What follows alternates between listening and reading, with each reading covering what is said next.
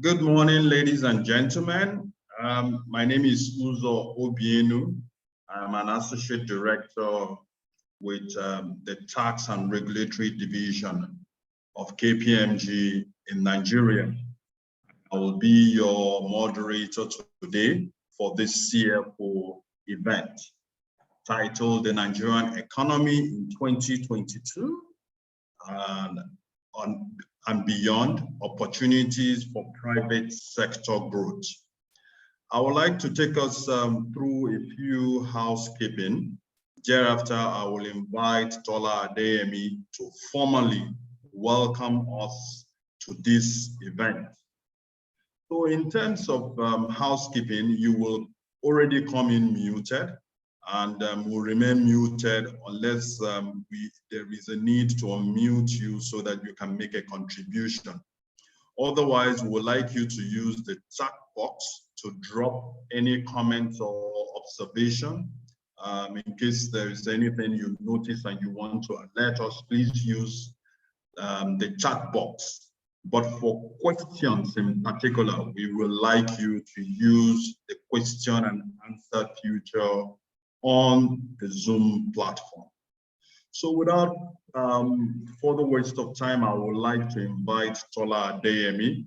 Tola Adeyemi is the partner and head of our audit practice in KPMG Nigeria, and the one that is very familiar with the CFOs. And I would like to invite him to do a formal welcoming of our CFOs to today's event. Over to you, Tola. Thank you, Uzo. Good morning, everyone, and a very warm welcome from all of us at KPMG to the 2022 KPMG CFO Forum webinar. Many of you are regulars at our CFO Forum, and so you know what to expect. But I know that there are some CFOs who are joining us for the very first time. So let me provide some context. You know that even at the best of times, the job of the CFO is a very challenging, complex, and sometimes lonely role because of the number of variables and different expectations that CFOs have to contend with. But it just seems that in Nigeria, there's an added layer of unpredictability that gets added to everything. And that just creates a fog of uncertainty through which companies and CFOs have to navigate. It is into this fog of uncertainty that the CFO Forum attempts to shine a light. Firstly, by bringing key government officials and regulators, as well as policy influencers, to come and speak directly with CFOs and enable CFOs to ask them questions directly. Secondly, it provides an opportunity for CFOs to hear directly from fellow CFOs who are often grappling with the very same challenges that you as CFOs are grappling with. And thirdly, the forum provides a strategic perspective by ensuring that as you deal with the challenges of today, you also have an eye on the future and are looking at the things that are likely to impact the role and functioning of the CFO in the future. Our agenda today encompasses all three of those elements. And within the next 2 hours, we will hear from a key advisor to government in the person of the Chief Economic Advisor to the President.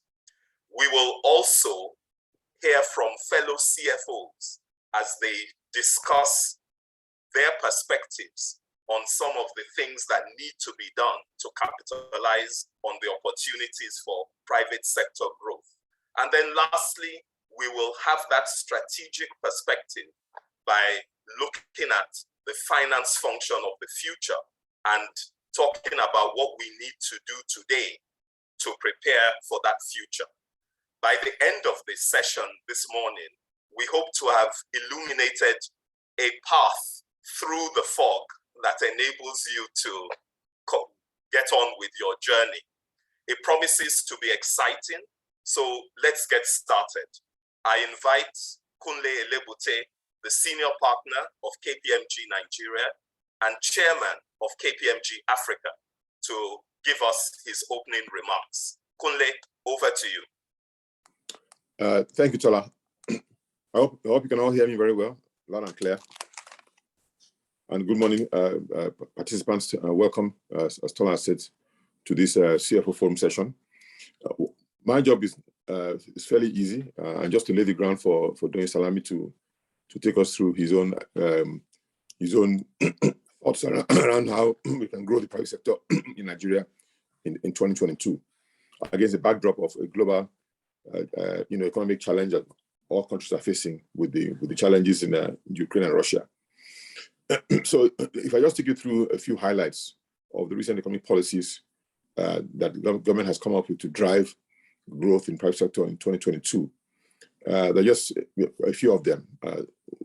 Number one is, something called the 100 for 100 policy on production and productivity, which is a financial instrument the Central Bank launched last year to try and increase the flow of money investments to firms so that these firms can have the ability to catalyze economic growth, accelerate transformation, promote diversification, and also boost productivity. So far, the Central Bank has disbursed about 29 billion to companies that applied for the 100 for 100 PPP. Now, these companies are supposed to also generate employment, which is very, very important for us at this point in time. Second one is the Finance Act 2021, which is I think it's the third time we've had the Finance Act being passed along with the appropriation bill. It was signed into law on 31 December 2021. One of the biggest things there was to reduce minimum tax from 0.5 to 0.25%. And also to provide tax-saving opportunities for companies and harmonizing the minimum tax provision and fiscal equity, which is a complaint that a number of you had in the previous years. The third area is what I call the CBN's RT200 FX program, which is aimed to stimulate non-oil exports with a 200 billion FX income target in the next 3 to 5 years. Daunting challenge, I must say, but Central Bank wants to work with the banks to fund the construction of dedicated non-oil export terminals to eliminate the delays that you currently experience by exporters. Some exporters in Nigeria, for example, take their goods to Lome for them to export out into the global market. This scheme will provide loans to companies for value addition and production of finished goods for exports at 5% for a 10-year period with 2 years of moratorium. So again, it's a fairly decent instrument to try and ensure that companies can actually be able to ramp up their export production. And the final one, of course, which all of us probably are very familiar with, is the Petroleum Industry Act, PIA, of 2021, which that implementation of the new act has commenced. There's a focus to drive greater investment in the oil and gas industry, optimizing costs and ensuring transparency and upgrading industry assets and infrastructure. But as we know, of course, one of the key salient points of that act was to stop the subsidy this year. But that element of the act, we understand, is going to be removed and maybe postponed until next year when we have a new government in power. But anyway, let me stop at this point. I think I've just capture a few items of policies, and I'm going to hand over to Doyin Salami, who's going to now take us through his own detailed presentation of exactly what you as CFOs need to be aware of for us to drive economic growth in 2022. Thank you so much for listening. Thank you very much, Kunle, and thank you for Tola too for the warm welcome. We are going to go into the next section of this event, and we would like to introduce our guests in the person of Dr. Doyin Salami. Next page, please.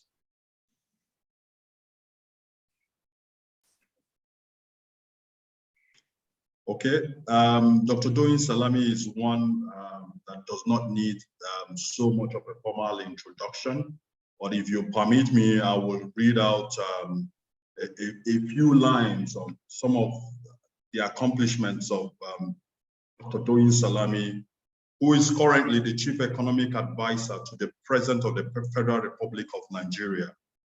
He was previously the Chairman of the Presidential Economic Advisory Council that was set up in 2019. He's a member of the Monetary Policy Committee. Was a member of the Monetary Policy of the Central Bank of Nigeria, the International Monetary Fund Advisory Group for Sub-Saharan Africa, and he sits on the board of the Nigerian Economic Summit Group. He's co-chair the Central Organizing Committee for the Nigerian Economic Summit Group.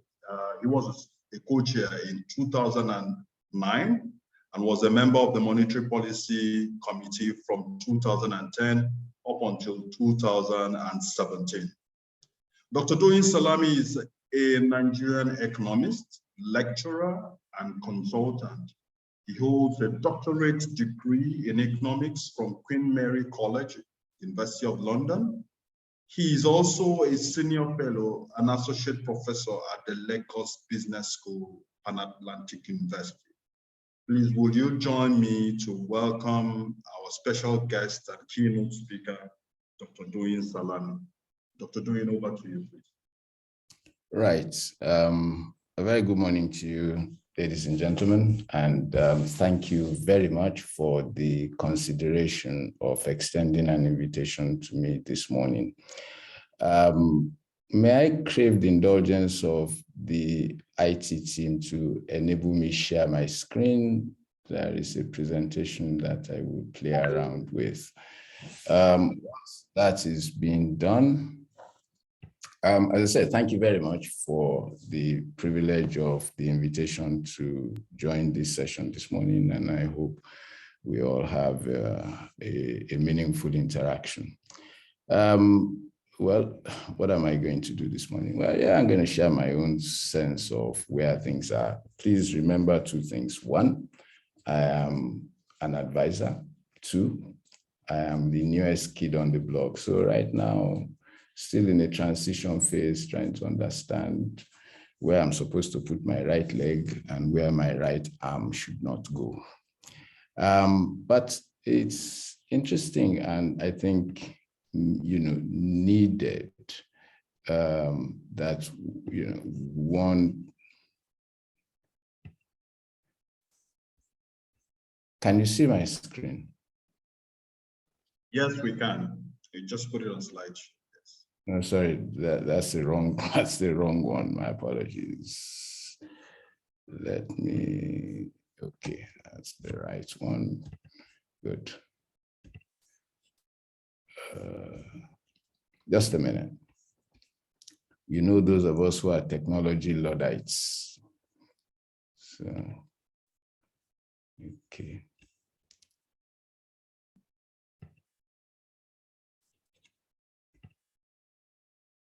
Can you see it now? Yes, please. Can you see the? Yes, if you can put it on slideshow. Yeah, I will do. Yes. Right, thank you. Right, so as I was saying, it's essentially I see two people already raised their hands. I hope I haven't said anything that has drawn their ire so far. Am I supposed to take their comments or questions now? No, please go ahead with your presentations. There will be time for Q&A. All right, thank you very much. Right, very kind.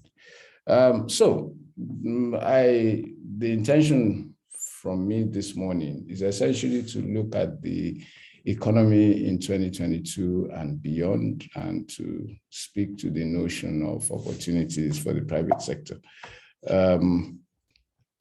Now, this is the way in which I've organized my thinking. What drives the economy, its current characteristics, the outlook in 2022 and beyond, and then what the opportunity space looks like. Let me, yes, so I am now the President's Chief Economic Advisor, but let me begin by, making a general set of statements, and then we'll come back to the presentation. I do not misunderstand or underestimate the nature of the challenge that companies, well, Nigeria as a whole, not just companies, that Nigeria as a whole has to live with at this point, or is living through at this point.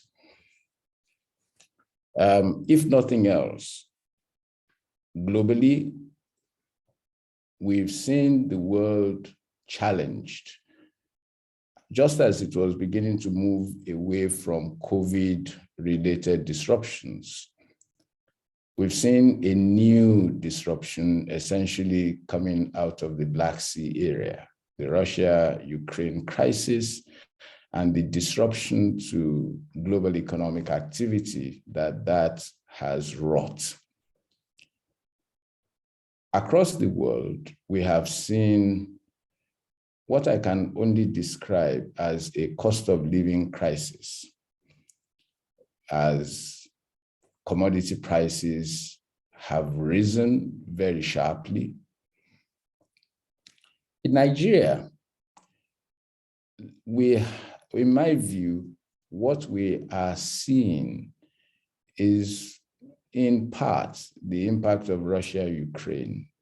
But Russia-Ukraine has simply come and exacerbated existing fault lines.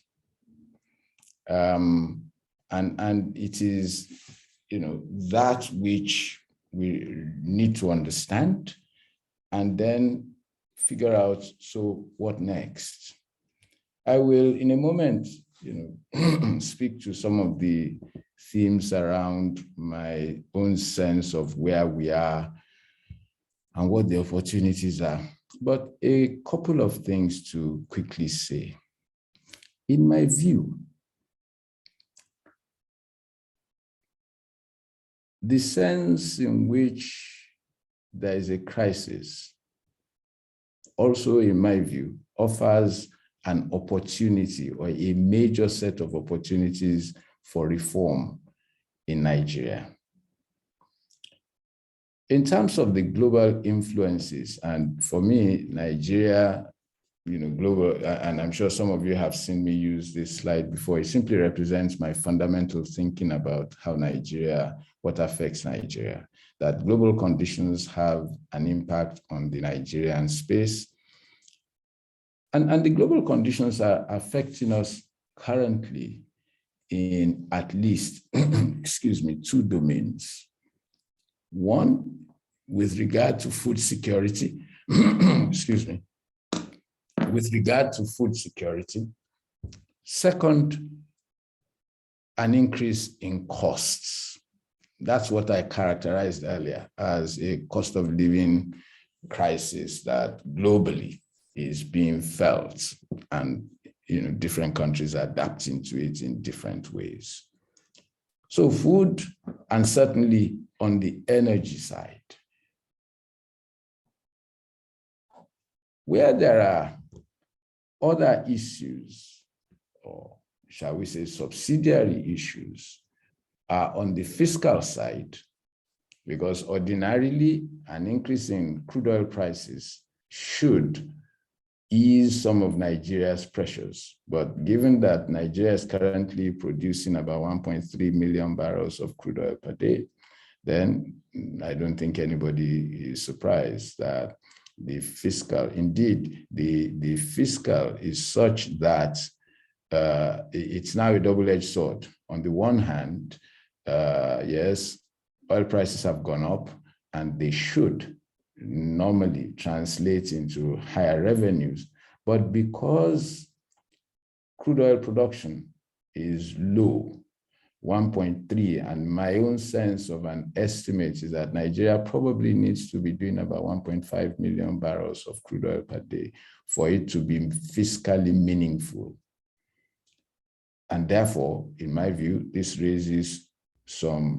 certainly raises a challenge, and in my view, it raises some potentially interesting opportunities. The other key headache that at least I've heard, arises with Forex. Again, normally higher oil prices globally should translate into better availability. But as we know, again, given the challenge around production numbers, then the Forex reserves remain largely where they are. The kind of increase we have seen in oil prices that have gone from about $20 in March 2020 to where they currently are,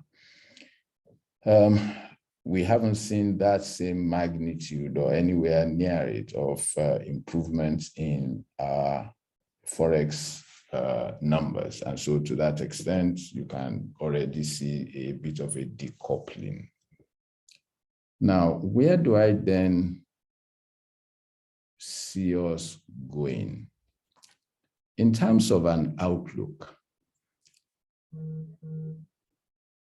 available numbers, and that is largely PMI, Purchasing Managers Index, both locally and globally, is seeming to suggest that, for example, the Russia-Ukraine crisis, its impact as yet, and I put that caveat, as yet, does not seem to be on the output side. It seems to be more on the cost side than it is on the output side.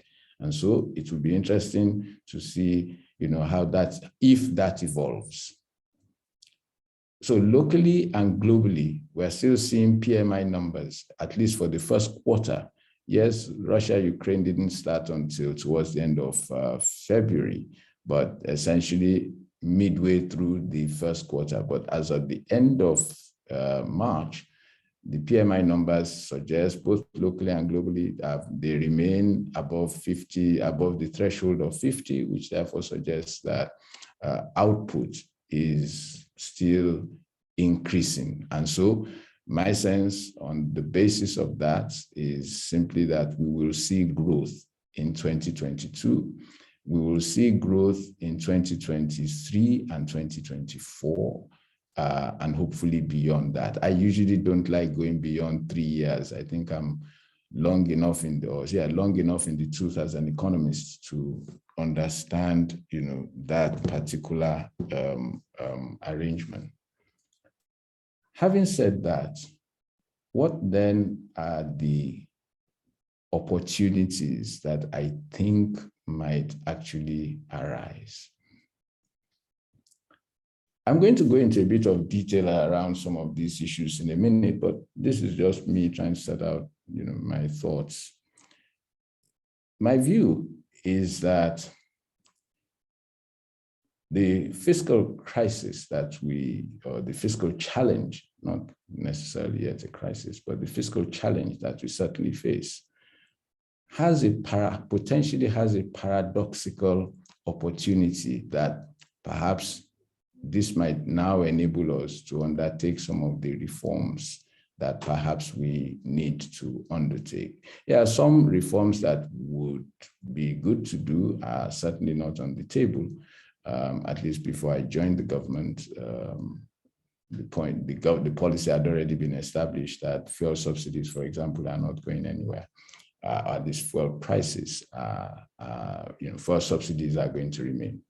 But in my view, the challenge around the fiscus means that Nigeria will have to start thinking differently about how we fund things. The opportunity of deploying Nigeria's balance sheet on the back of contingent liabilities, I think, is far too attractive not to be explored meaningfully. How that can be done, I will come back to that, shortly. A second thing that I think the opportunity space opens up is that we as a country need to appreciate that, and forgive the analogy of, a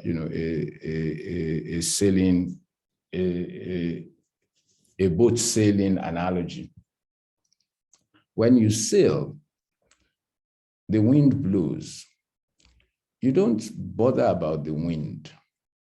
You bother about positioning your sails, the boat's sails, to take positioning them to take maximum advantage of the breeze or the wind, whatever the direction is, to minimize its adverse impact, if any, and to maximize its positive impact. And for me, the wind in the world at the moment is a realization that globally, the biggest area of growth now, and that has been over the last, certainly 5 years, is direct foreign investment.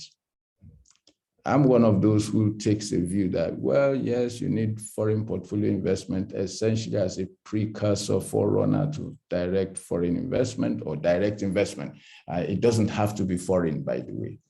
But unless we are positioned as a country to appreciate what DFI requires and to enable DFI be interested in Nigeria, the resource envelope from which we are trying to grow this economy is just too small.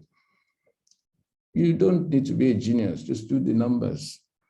All the budgets across the federation, in other words, the government side budget, whether it's federal, state, local government, are less than $70 billion in a year. And that is in a decent year. And yet we are talking of 200 million people. The kind of infrastructural gaps that we are trying to close, the kinds of human development gaps that we must close, all of these require resources that the public sector is just not going to be able to offer. There's no need to be unduly bashful or sentimental about that. We must also understand that some things in the short term are going to remain. As I said earlier, some subsidies are going to remain, petrol, for example. But my sense is that in the medium to long term, as some conditions change domestically, these will also have to change. But the other piece that I find interesting as far as the kind of things that could change the ball game as far as Nigeria is concerned is that no matter how I look at where we are, it seems very clear to me that we are going to have to do things very, very differently.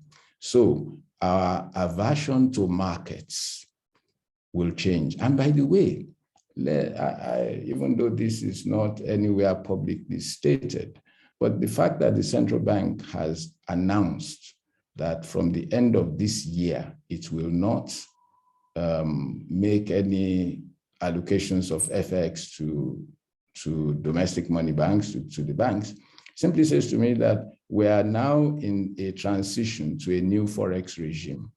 And that Forex regime, however, whatever may be its characteristics, will certainly have to have a price discovery mechanism, independent, is what I can see. But in addition to that, that transition will enable us to hopefully effect the same kind of change that you as CFOs are familiar with from what happened to us about 15 years ago. 15 years ago, thereabout, Nigeria didn't have a full yield curve. We had essentially a short-term yield curve. But today, on the basis of certain reforms, we now have a full-scale yield curve ranging from overnight to 20 years and beyond. And so these are some of the changes that I see, in the pipeline, and which I think should, properly embedded, make significant difference to how we go in the years ahead. But in addition to, policy changes, two other key dimensions of change that I think are important for looking beyond 2022. One important element of that is how spending patterns are changing, because we are beginning to see, as you look at the consumer basket, we are seeing certain changes that suggest people are spending their money differently. Notwithstanding a recession, we are seeing a change from subsistence to lifestyle. And the other key dimension that I think will change the dynamics around the opportunity space in Nigeria is going to be the Africa CFTA. My view is that, yes, I have seen or I have heard expressed a lot of reservations around the Africa CFTA. Fortunately, quite a number of the significant protocols are still in the process of being finalized. And my view remains that Nigeria has a basis, a very solid basis, being the fourth most diversified industrial economy on the continent, not necessarily the most efficient or productive, but certainly the fourth most diversified, provides us a platform from which we can move. And so I see that, there are short-term challenges that we are all having to deal with at the moment. Some of them arising from global circumstances, a number of them arising from domestic circumstances, or where international circumstances have worsened domestic circumstances.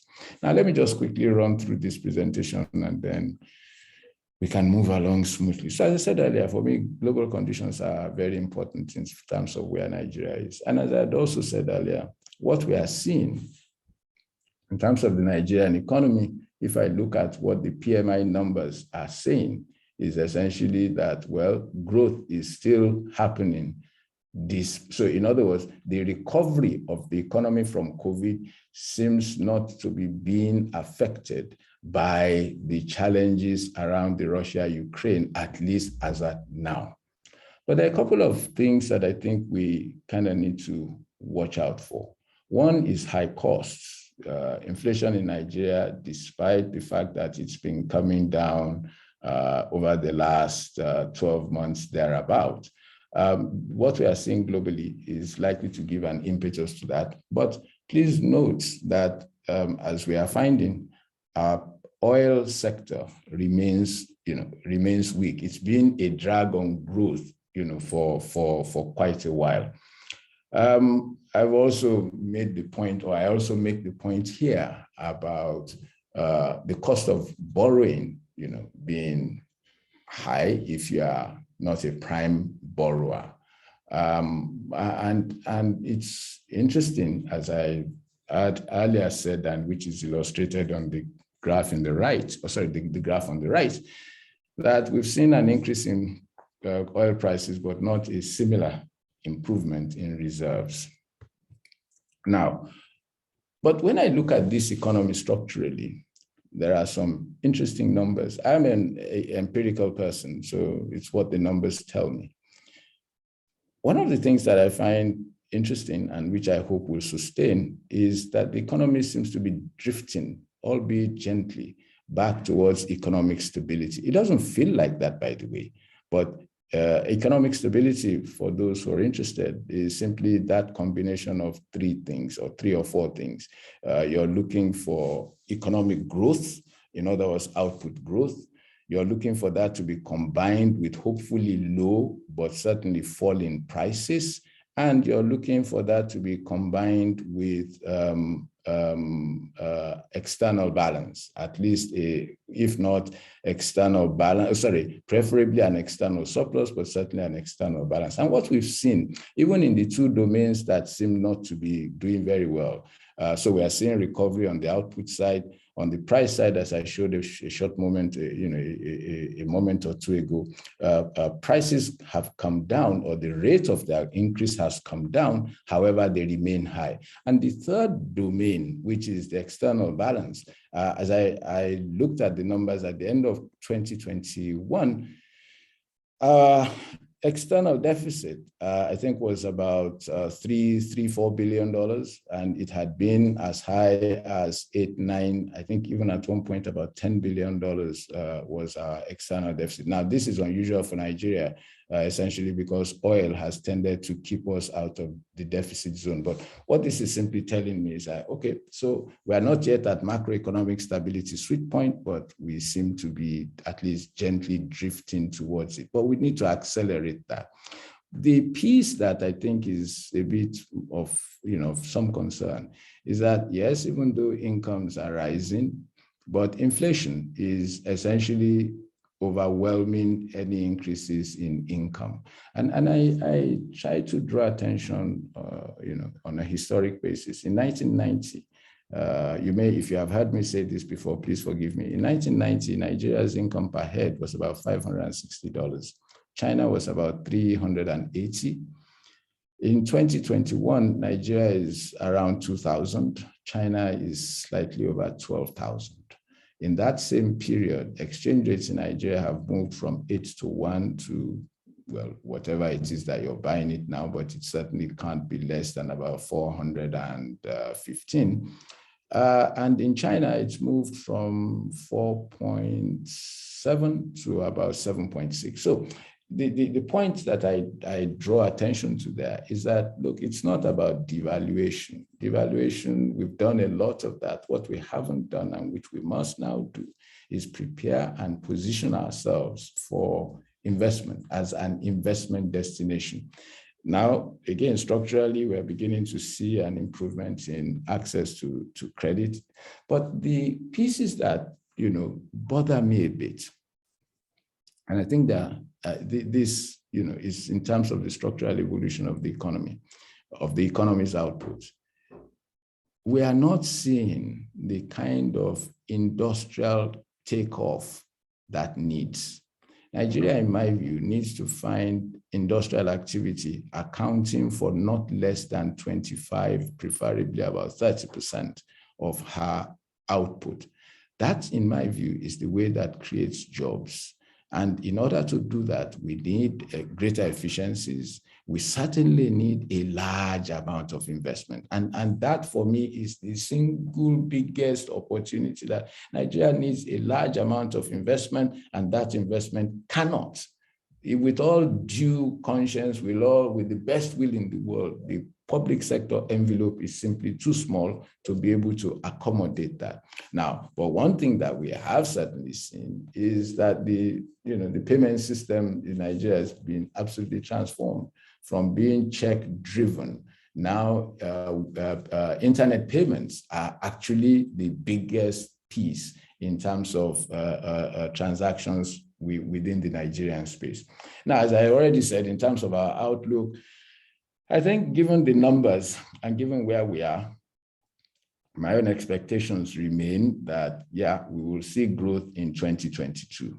Now, let me put a caveat that, assuming that nothing else comes at us from the global environment that really worsens the situation that beyond what it is now, I think we will still see growth. What we are unlikely to see is growth that is significantly above population growth. Now, the ideal would be, in my view, for Nigeria to be growing at least at twice population growth. It's unlikely that we will see that at this time, because, as I said, both international environments not very clement, and also the domestic environment, the fault lines have certainly worsened. Now, I've spoken a lot about, at least I've mentioned in passing that, Russia, Ukraine, well, the impact is there, but I think the real headache in terms of opportunities in Nigeria is probably insecurity.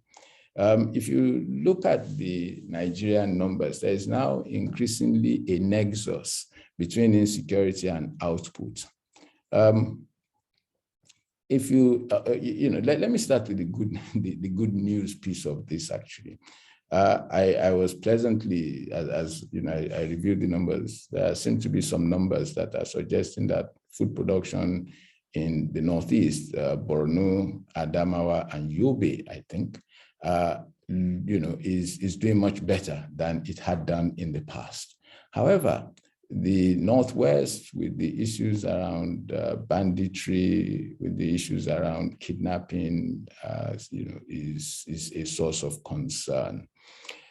In the South, with Nigeria producing 1.3 million barrels of crude oil per day, in my understanding of the numbers, I think Nigeria needs to do a minimum of about 1.5 million barrels of crude oil. And by that I mean excluding condensates, because condensates typically are added to Nigeria's overall numbers, and they give you about condensates about 300,000 barrels per day. So for me, what we are seeing is so in the Delta, there is one of the key reasons why the oil numbers are that low is, as you know, many of my colleagues in, some of my colleagues in government have already pointed out, essentially industrial scale theft of oil. It really is, it really is, in a very bad way. And so for me, that is probably the biggest threat. The good news is that the government is taking this very, very seriously, and I'm expecting, given what is ongoing at the moment, to see a reduction in issues around pipeline vandalization in the Delta area, and hoping that we will also see a similar improvement in the northwest, north central parts of Nigeria. Well, I already spoke about the Ukraine-Russia crisis, but as I said, what the numbers are currently showing is that, notwithstanding this conflict, its impact has been more on cost than it has been on output. However, there are some headaches that we have to deal with. There are, as I said, domestic pieces. We are seeing lower oil prices. We are seeing our fiscal risks enlarge. And any which way, we've got an election coming. Now, so what then, having said we will see growth, well, costs I expect to remain high, driven, even though it's been dropping for the last year or so. But my sense is that, given what's going on globally, it's probably we should expect an increase in costs before it perhaps begins to come down. But what are the opportunities in the private sector 2022 and beyond? And for me, there are probably a couple of things. So the first thing, as I have drawn your attention to earlier, is that we're seeing a change in how Nigerians spend their money, which means some opportunities are opening up. In 2003, as this shows, we used to spend almost, well, not almost, 2/3 of our expenditure was on food. As of 2019, yeah, that's 3 years ago, but we don't have figures that are more current than that. It's dropped to 56%, even though it had been lower 10 years ago. And the reason that I think it has increased in the last 10 years is that we've gone through 2 recessions in the last 10 years. And that has really put pressure on Nigerians, leading to a higher spend on food as a basic component. But there are some interesting dimensions in all of this. If you look, for example, even under food and beverages, the share in total expenditure of restaurants and hotels has actually risen quite sharply. Beyond that, if you look at what is happening in terms of the spend on transport, the spend on communication, the spend on education, and also the spend on healthcare. All of these are simply speaking to a changing composition of spend, which points to opportunities in sectors that are now the beneficiary of higher levels of spending. But we should not, in my view, allow the current global crisis, and especially the crisis around our fiscus, to go to waste.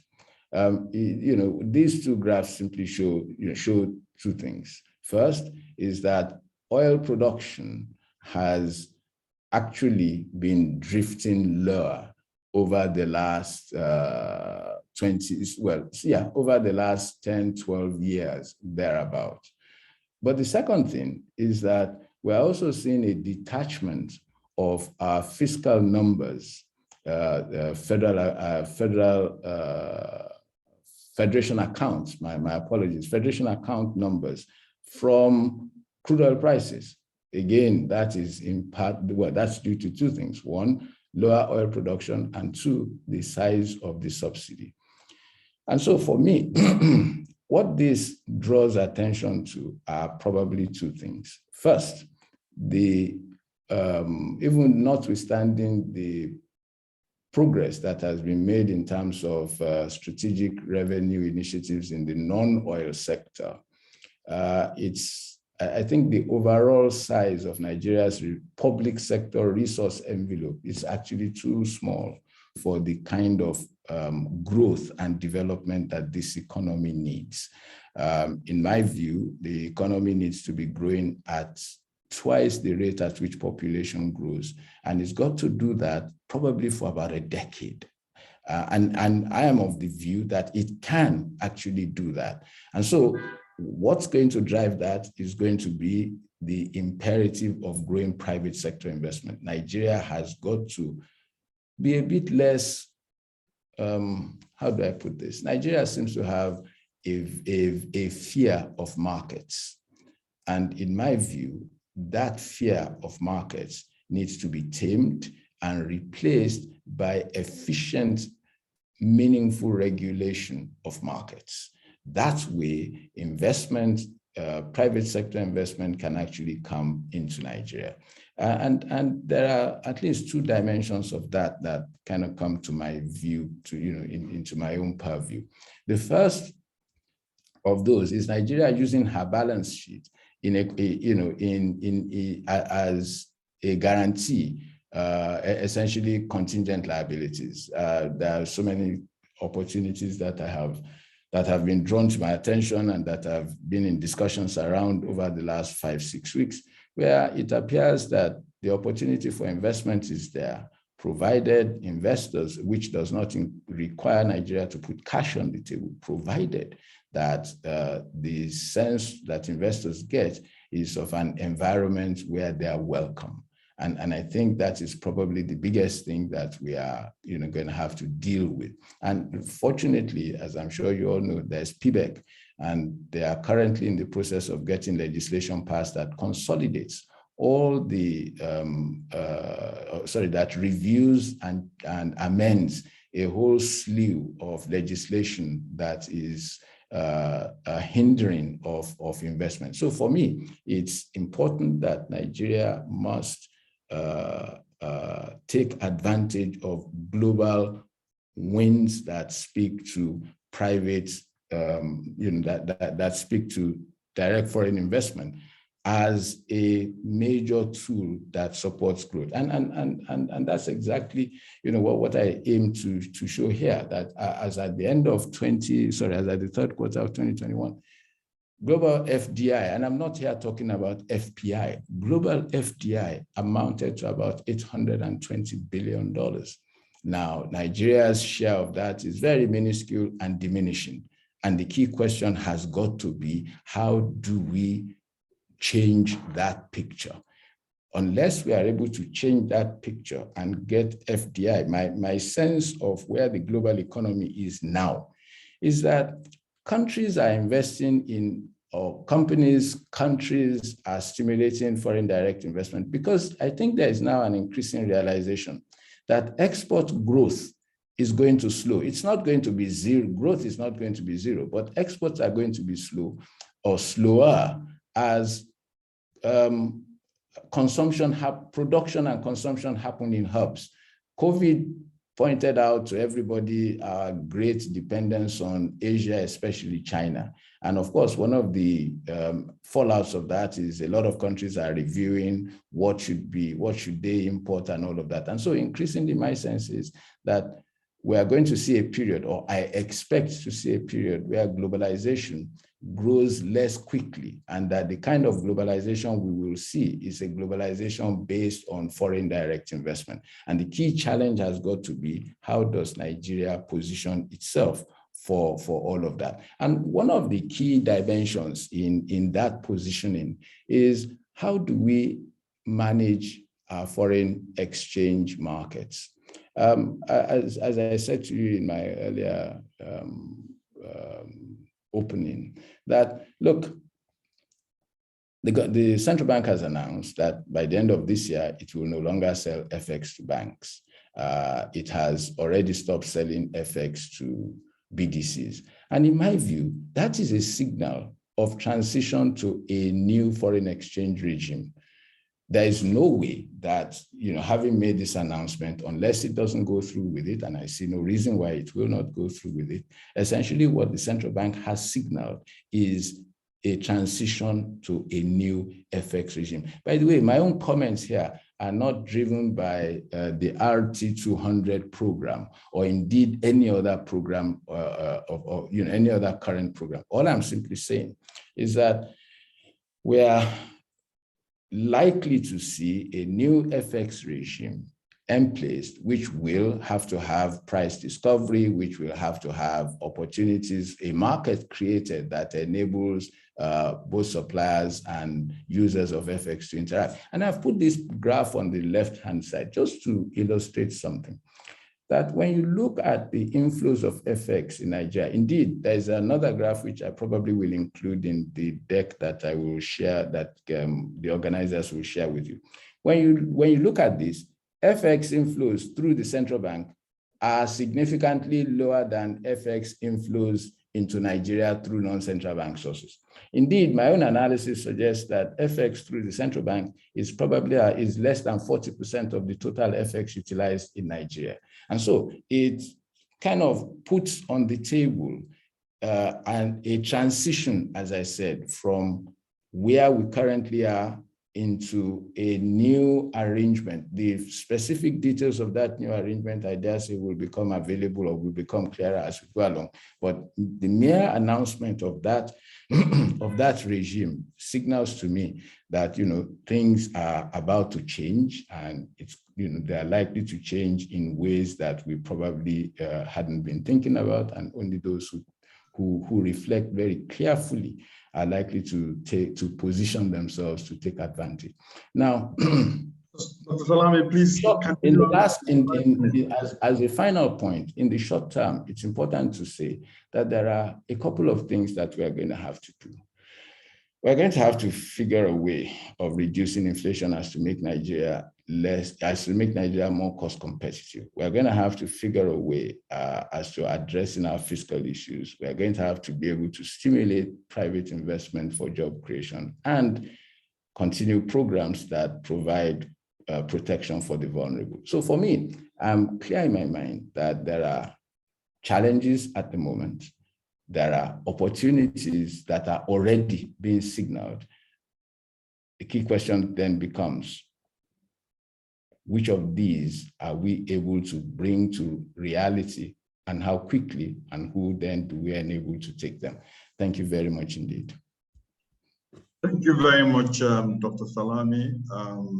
Thank you for taking our time to make this presentation.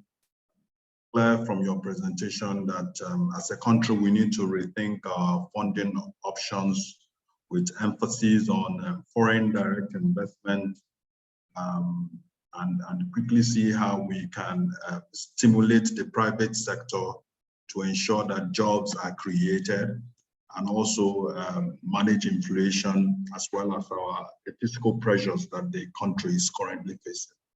Thank you very much. I'm sure our guests, our participants have learned a thing or two, and we may be having a lot of questions from your presentation as we move on. What we will do next is to invite, have a session with some CFOs who will hopefully, share their experiences, and other CFOs can also learn. And then we'll also have you be part of that discussion. But to do that, I will invite my colleague and friend, Nara Ogun. Nara is an associate director with the Department for Professional Practice in our audit division. And she will be anchoring this. Over to you, please. Thank you very much, Uzo, and good morning, everyone. Welcome to the panel and the Q&A session. We have about 40 minutes to do this.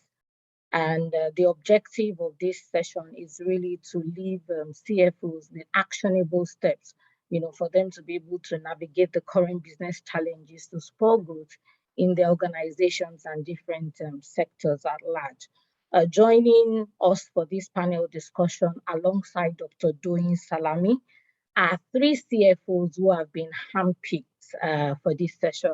First is Mrs. Yemisi Rotimi Dokemo, who is the Chief Officer of Leadway Assurance Limited. Mrs. Yemisi has over 25 years of experience in finance, and she is a fellow of the Institute of Chartered Accountants of Nigeria, and she's also an associate member for several other institutes across the globe.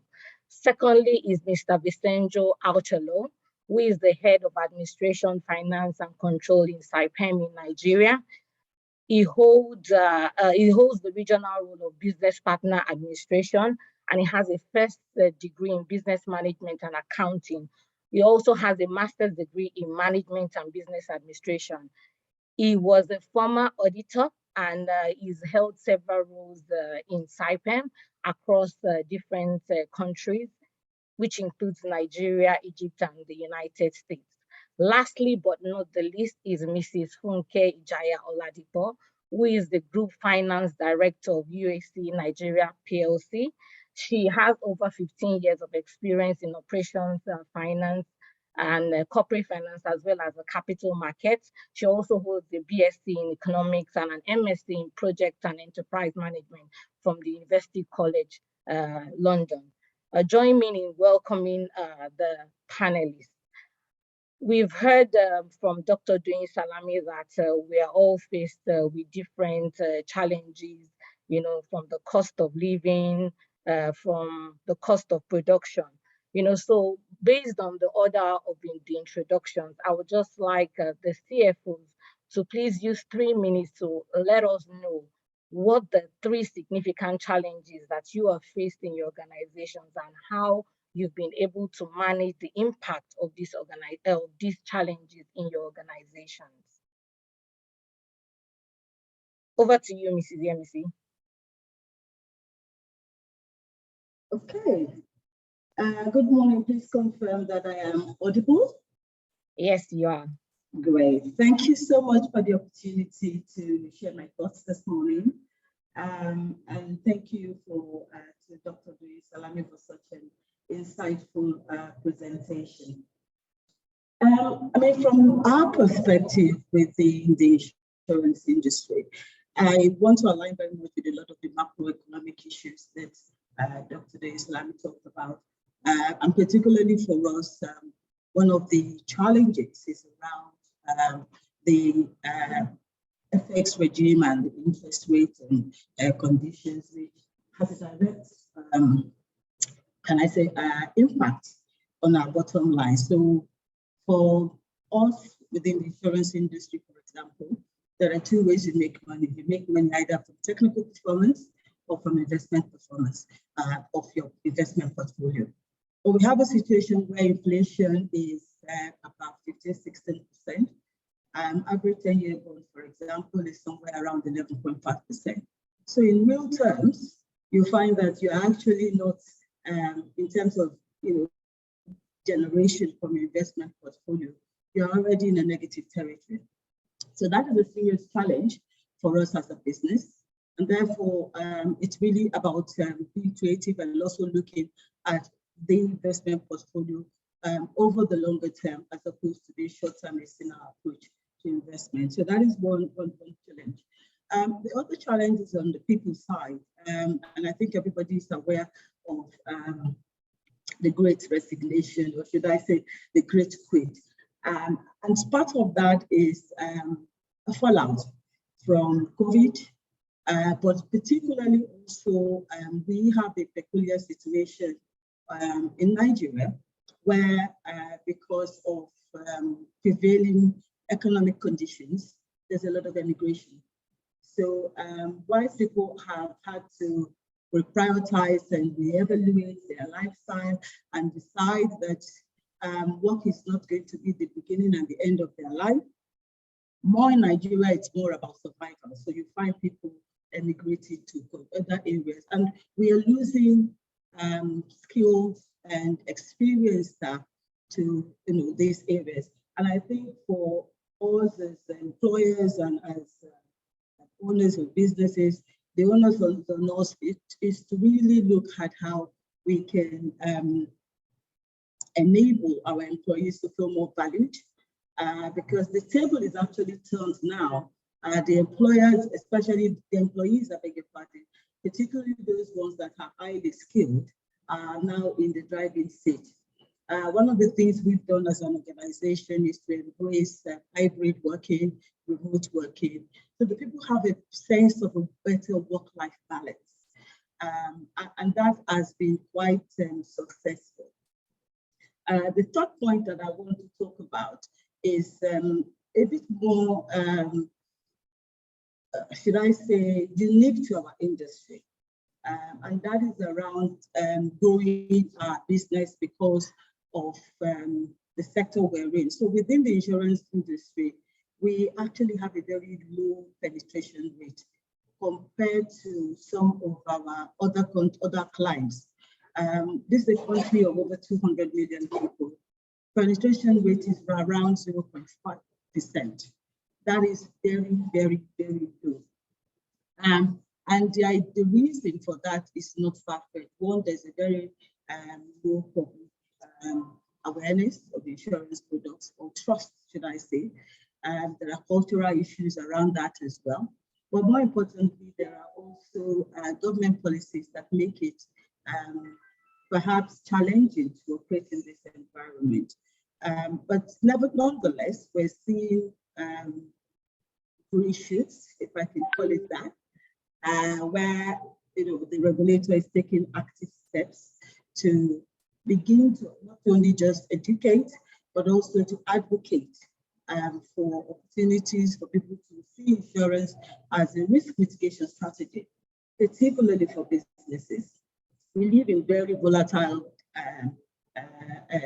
times now, and therefore it's very important to have risk mitigation strategies. I will pause there because I believe I only have a couple of minutes, and let the rest of my panelists share some of their ideas. Thank you very much. Thank you so much for that. You touched on valid points, which we'll talk briefly on when the other panelists, are putting a chance to share their perspectives.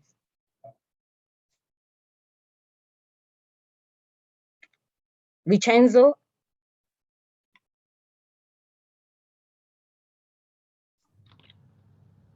Okay, thanks a lot. Thanks a lot allowing me for the discussion, and thanks a lot also to Dr. Doyen. Yeah, I got very useful information. Let's say I will drive my answer to your question also more with a particular focus also on the industry that I represent today, which is the oil and gas industry. I will summarize the three primary challenges, let's say. In the first one is about what is required by the market. So we are in cleaner energy. We need to provide the energy solution which will drive to less emissions. So first challenge is to provide solution which will have less emission. Second one, it's more finance. The second challenge of the market is about demonstrable and differentiable cash flow. This is the second challenge. And the third one is about, for a company operating in oil field as a service oil company or a kind of construction contractor, is the project execution. But let me, I will say, elaborate a little bit better. So the first is to provide a solution to national, I will say national, international oil and gas company, which are able to produce what? Lower cost, more energy, and less emission. And just to buy the chance of what also Mr. Doyen and Dr. Doyen said, we see an increase of energy demanding post-COVID-19. despite the momentum and despite the conflict and the war we have right now in the area in the North Sea part of Europe, however, there is an increase of energy demand, and there will be an increase in the next years. So at the same time, the world is demanding a cleaner energy. So oil and gas company must supply energy with less emission. This is a tough task, but this will arise occasion, will arise opportunity, and it's something that we will not back. It will take time, but there is a trajectory. The trajectory is up to 2050.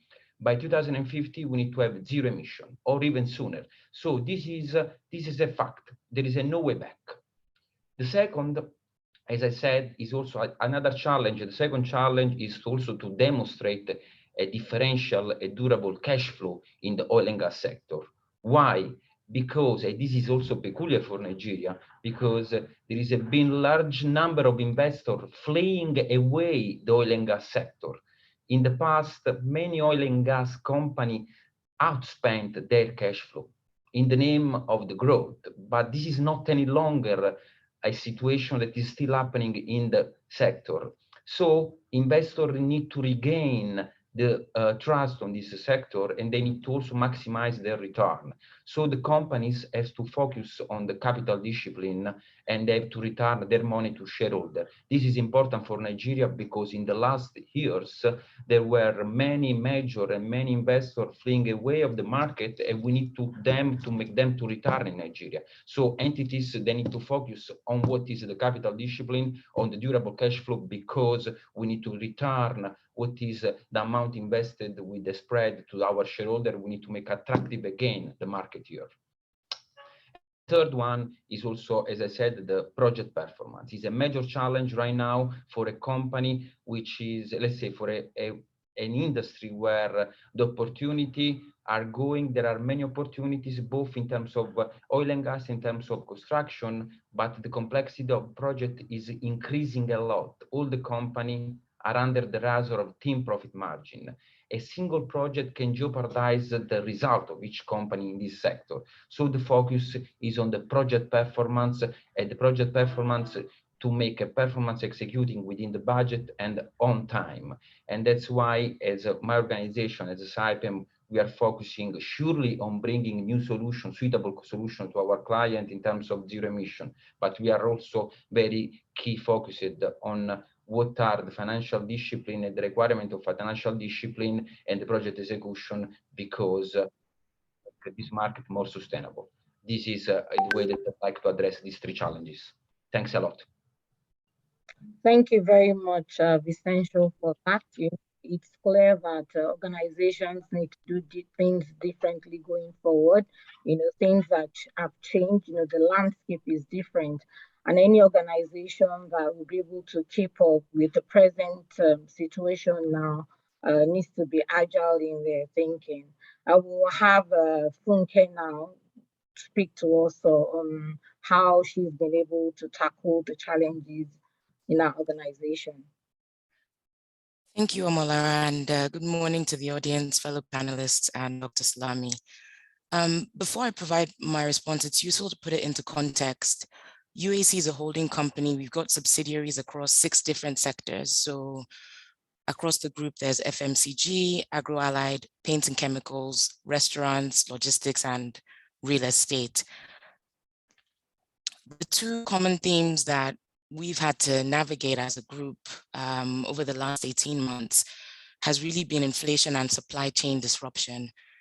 The impact of these is that price escalation has been seen across key raw materials in our businesses. I mean, the volatility of raw material prices is unprecedented. So trying to navigate in a high inflationary environment requires us to focus on our margins and balance other factors that will enable us to operate profitably. And to be able to address this, and I'm conscious that the audience is looking for tangible solutions. One is pricing. We have monthly price reviews now across our businesses, and pricing typically used to be something that would be looked at annually or even half yearly. But the purpose of ensuring that we're moving across with the inflation, we need to ensure that, you know, we're having more regular pricing meetings. Cost optimization is the second one. I won't say cost cutting because not all costs are bad. So the focus is on, you know, buying right, seeking alternatives. And if I use electricity and power costs as an example, we're all aware the cost of diesel has increased over 90% and upward pressure continues. So to optimize energy costs, we're aggressively seeking alternative sources and also starting to implement solar solutions, just anything to essentially reduce diesel usage. And to comment on how we address supply chain disruption, we found over the last 18, 24 months that working capital is critical. As I mentioned, raw material prices have increased, in some instances, more than doubled, which technically means you require double the working capital to produce the same amount of output. And what we've done across our businesses is to increase the cycle, which one essentially protects us against the rising cost. So you hold more inventory. And then it also ensures that in the event of disruption, we have sufficient raw materials to continue to produce. And I'm going to stop there. Thank you very much, Funke, for that. You know, it's good to hear a perspective from your sector and how pricing all of a sudden has become one of the very critical things that you look at, and a lot of focus is on that. So I'll be moving quickly to Dr. Doi now. I'm sure he's aware that based on the presentation that he's just given, there are a lot of questions here. And, you know, it's clear that we need to do things differently. One of the questions that has come forth, you know, is based on the fact that it appears that there's so much advice that has been given to the government. We are aware, you know, based on your role and your position, you know, as the chief economic advisor, there's a lot that has been communicated to the government. However, implementation seems to be where things are not really moving forward as planned, you know, and appears to be a bit slow. Are you able to explain to us, you know, what the key bottlenecks are basically that are hindering government from implementing these initiatives or advice that have been provided? All right. I think there are a couple of points to note here. There is, and the fact that advice, don't forget, in my previous life, I used to be on the board of NESG, and so I was one of those who cheerfully doled out advice as to how I thought the world had to be or how we could fit into the world. But one of the things that must not be forgotten is that when you're an advisor, you offer advice and you offer that advice in the hope that your principal or those who you are offering the advice to will appreciate what it is that you're saying and be in a position to implement. So that's the first thing. Because what I'm now seeing, I've now spent, as I said earlier, I've now spent 6 weeks in post. And I am beginning to understand some of the, how do I put this, some of the reservations around, you see, that there's a presumption that we all make, which is that, okay, you and I and those of us, you know, most of the people on this platform, because of your backgrounds, come from a particular set of understandings. Please don't make, as I'm finding, don't make the assumption that everybody comes from that understanding. And so part of the reason that I have found is simply, we now need to be breaking stuff down in a way that enables those that are the recipients or the intended recipients of advice, not only to understand them, but to appreciate how it is that and why it is that the advice that has been given is what is best in this sector circumstance. That's number one. Number two, as I'm now finding, when you sit in a company setting, it is very different from when you sit in a setting that is driven by a policy bureaucracy. And by the way, that policy bureaucracy, in my view, has over the years, and when I say over the years, I mean more than half a century of relying on government as where things kind of get done from. And so you say you want to build a road, the first instinct is, oh, it's coming from the government's purse. Oh, you want to build a hospital, So part of the challenge, and I must, commend Mr. Igboje, for the work that his foundation is doing in trying to enable public policy or the public bureaucracy understand where the world is at. Believe me, if I was in a meeting about a week ago where I was sitting, I had been invited to discuss some issues on economic policy with a committee of senators. And one of them had been a permanent secretary before, joining the National Assembly, or, when his term had come to an end. And as he was explaining, how things work, then at least I got a much better understanding that we who sit out, or sit outside rather, make a number of assumptions that what we are saying is so blindingly obvious that, it really does not demand any further explanation. It just must be done. Sorry, not everybody has that same view, and it is not for reasons of being malevolent or being mischievous either. And so for me, the market of ideas must not only espouse ideas, but also be very clear about a need to socialize them, advocate them vigorously, continuously, and consistently, but also speak to the issues around their implementation, understanding that those to whom you are pitching this are coming from a background that is fundamentally different from that from which you come. And so now, as I remind myself, now we are transiting to being able to stand between the two worlds. Okay, so but what are we going to do differently? Because you mentioned the bureaucracy when it comes to policies. So what, I'm sure I speak the minds of many CFOs here. They would like to know what will be done differently to begin to see changes, Well, as I've said, it's not about, what will be done different. It is, as I try to be very clear about, there is a need for a level of engagement and socialization that is probably not been there.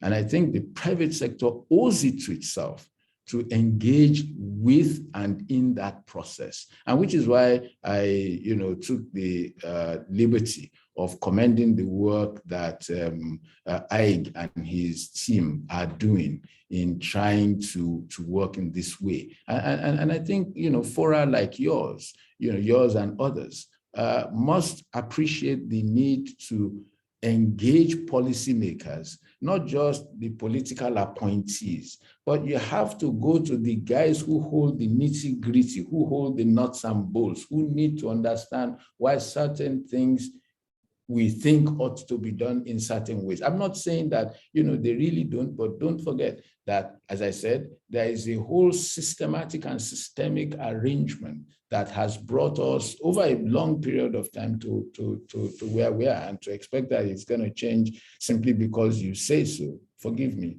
as I'm now finding, as they say, cool temper, you have to engage more meaningfully.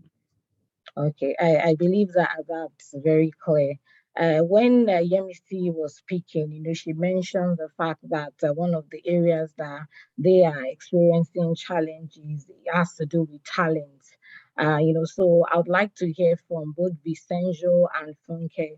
How is your organization really tackling this war against talent, the loss of talent? How are you tackling this? I start? Yeah, that's fine. Can start. Oh, okay. Talents, war talents. So thanks a lot for the question. I would say that, first of all, let's say that if we talk about war talents, we need to talk about contest, and we need also to talk about a new talent form like talent code. So I would say that the overriding challenge of talent management will be its capacity to adapt to changes in order to achieve also a vision that is more connected to the reality. And today, I will not talk about more a kind of war talent, which is determined, because sometimes when we talk talent, we talk about how we need to keep our talent. We think that there is a shortage in the market, but this is not the war talent. I think today the war talent is more determined by the organization and by the incapacity of the organization to successfully address their connection to the context and to explain the business. So if we read the report today, above all, this is also, I think, a thought that is matured during the pandemic. If we read the reports or study available on the topic, we say that the population, the employees of corporation, most likely more than 50% of employees belonging to corporation are planning to change a job. So this is a trend. This is a trend that corporation cannot stop. So corporation has to deal with this trend. And how can deal?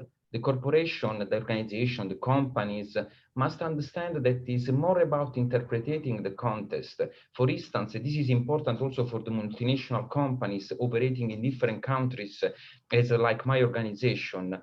We need to understand the field where it's necessary to build the organization's talent map. It's paramount important to understand that Nigeria is different from Italy, is different from US. The contexts are different, and the talent map to get and to at least to attract or to keep the talents is to contextualize, to have a clear context of where to build the talent map. Otherwise, in my opinion, organization, if we not understand, if we not catch this element, will be static and will pay two prices. The first price is they won't be able to attract new talent, but the other price is also they will lose, they will not be able to retain its own talent.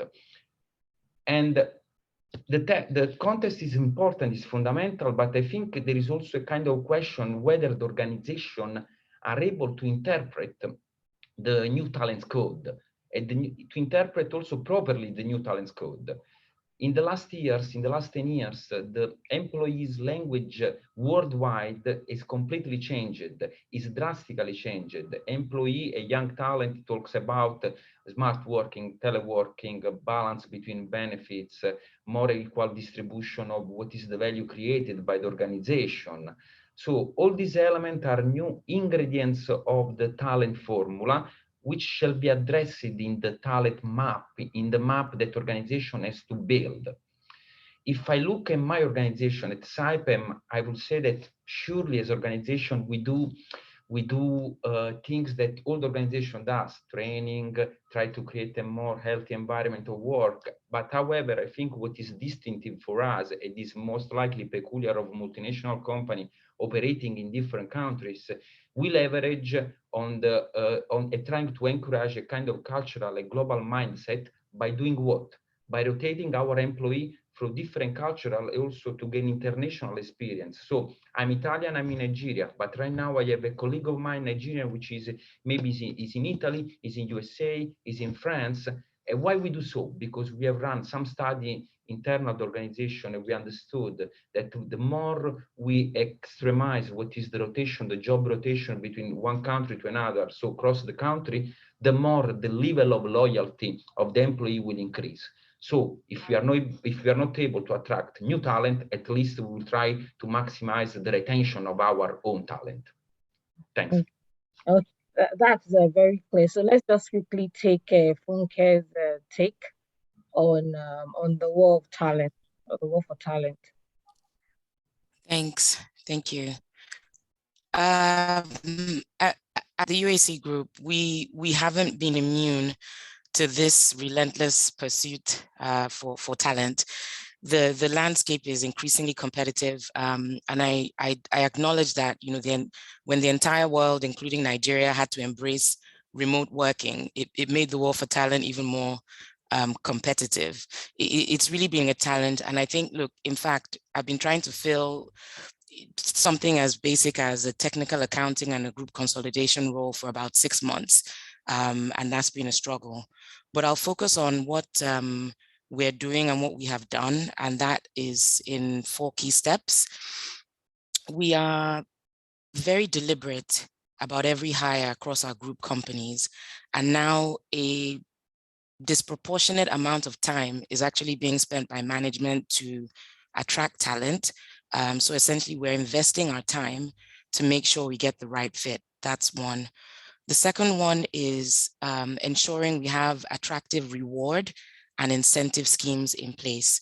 So we've actually gone and changed the remuneration structure across our group companies so that it links the employee reward to the value that they're creating. So either in linking their performance bonus to certain targets of the company, or for some of our businesses that are listed PLCs on the Nigerian exchange are entitled to a share-based payment based on performance. And again, this is just to ensure that there is alignment and, top performance are rewarded.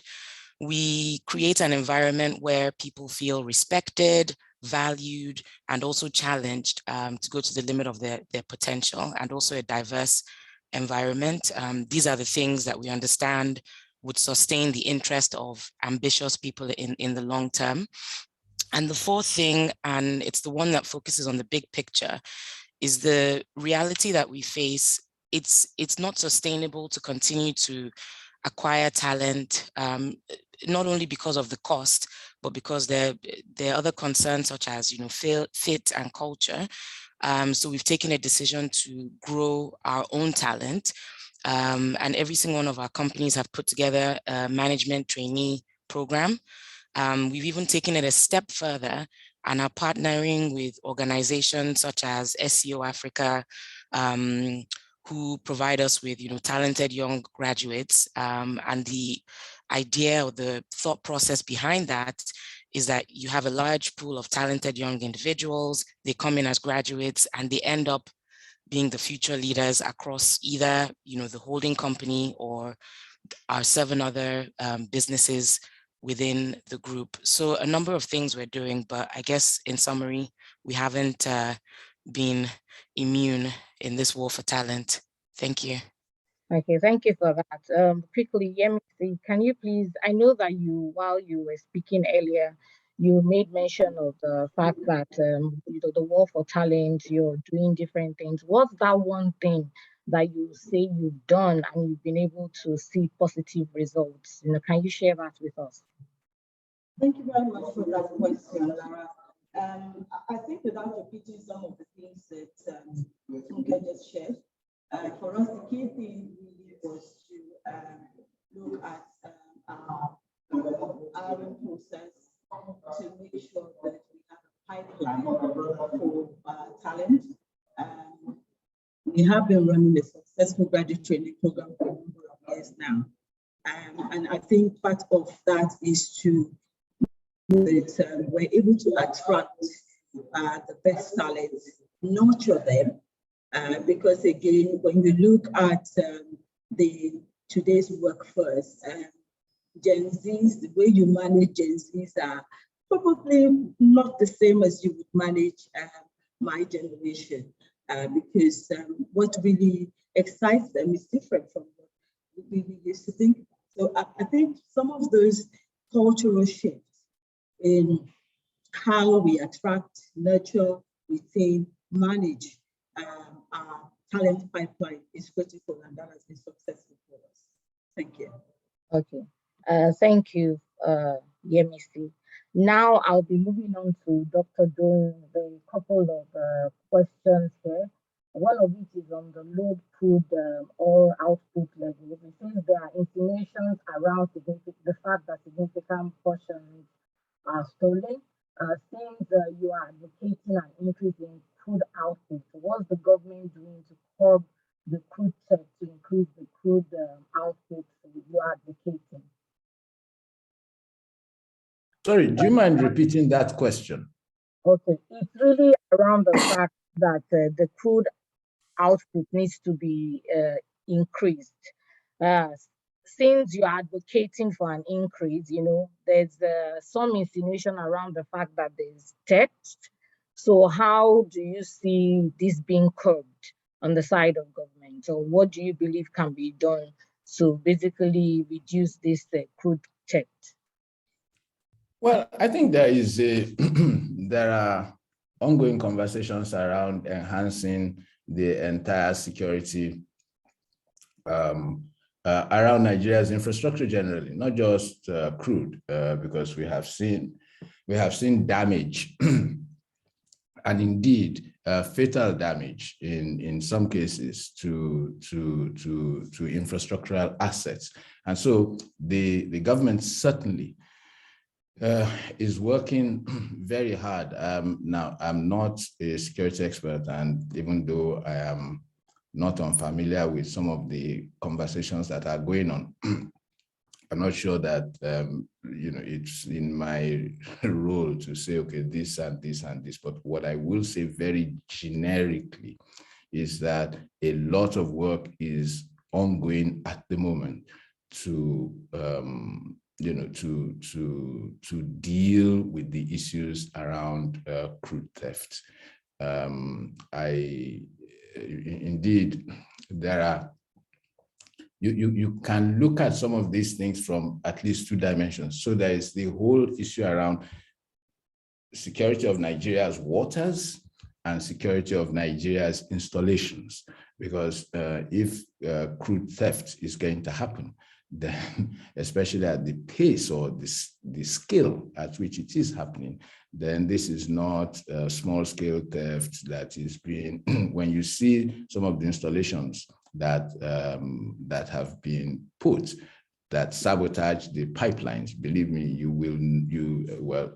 Vincenzo certainly, I dare say, from their experience at Saipem, will be able to corroborate some of what it is that I'm saying. So in other words, there is a lot of work ongoing now in the review and implementation of a security architecture that provides a high level of security, not just for the pipeline, but also for Nigeria's waters, because it's not, they don't steal crude and put it in kegs and go. No, the kind of numbers that we're talking about. And by the way, let me also be very clear so that nobody misunderstands me.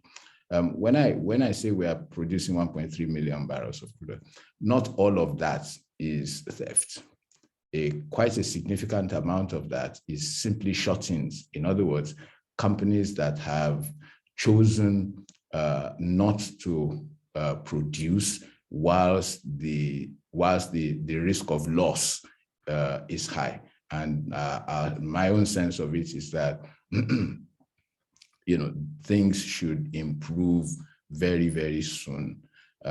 So forgive me, but that is probably about as much as I can say, in that context. I'm not trying to shy away from anything, but it's not my job. If you had perhaps the National Security Advisor as your guest, he might be able to, he can decide what more you need to know.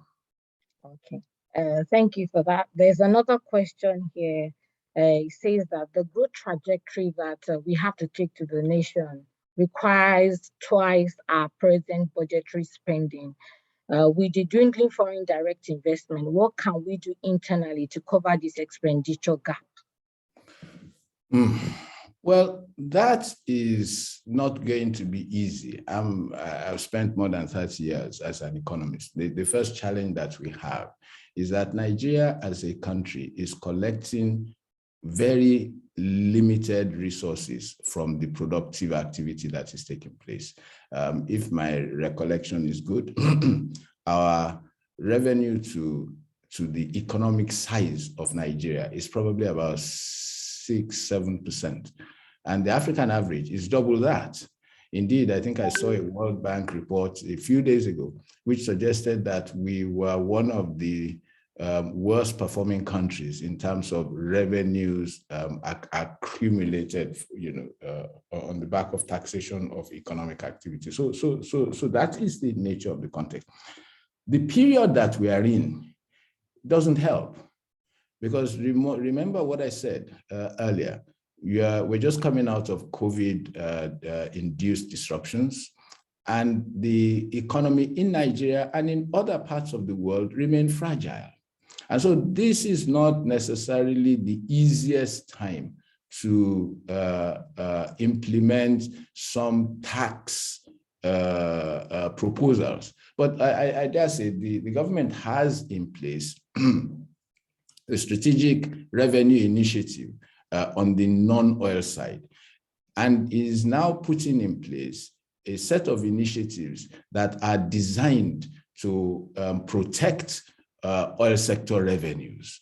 And in my view, significant progress has been made. I've been aware of this in my previous role as chair of the Presidential Economic Advisory Council.